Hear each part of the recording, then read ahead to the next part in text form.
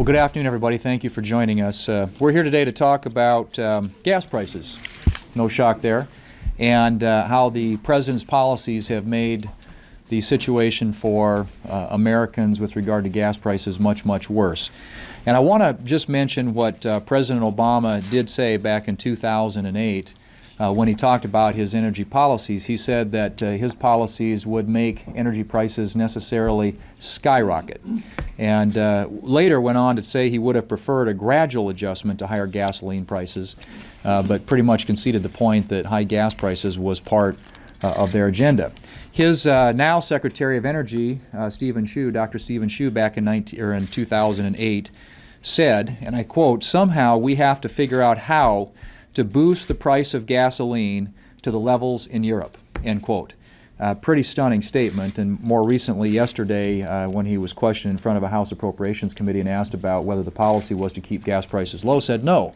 So I think it's pretty clear what their agenda has. It may be the one issue where the President of the United States has kept a campaign promise, because on his watch, since January of 2009, gas prices have doubled. At that time, they were $1.85 a gallon.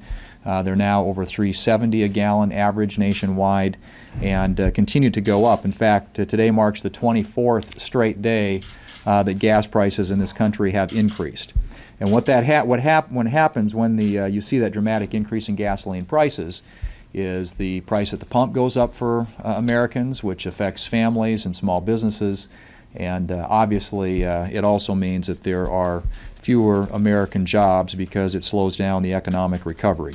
Every 1 cent increase in gasoline increases U.S. consumer disposable income by approximately $600 million a year. Now, when I say the President's policies are making it worse, it's because he has no plan, he has no policy other than to block access to areas of domestic production here in the United States. When the President says he's for all of the above, we're flattered, because they say imitation is the sincerest form of flattery. But what he really means is none of the above, because he said no, literally, to all the things that would help ease the supply situation in this country. He said no to the Keystone Pipeline. He said no to ANWR. He said no to offshore production, no to the Gulf, no to streamlining permitting, no to more leases.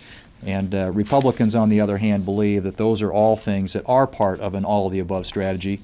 We believe in a real all-of-the-above strategy that includes saying yes to all the things that I just mentioned.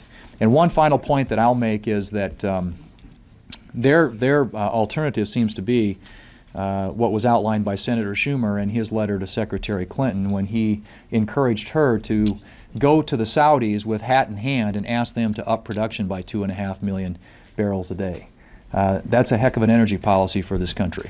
What we need is not 2.5 million barrels from the Middle East, but those same 2.5 million barrels produced here at home, which, if you add up the amount that could be produced in ANWR and the Eastern Gulf and the Keystone Pipeline, you would get that amount of oil.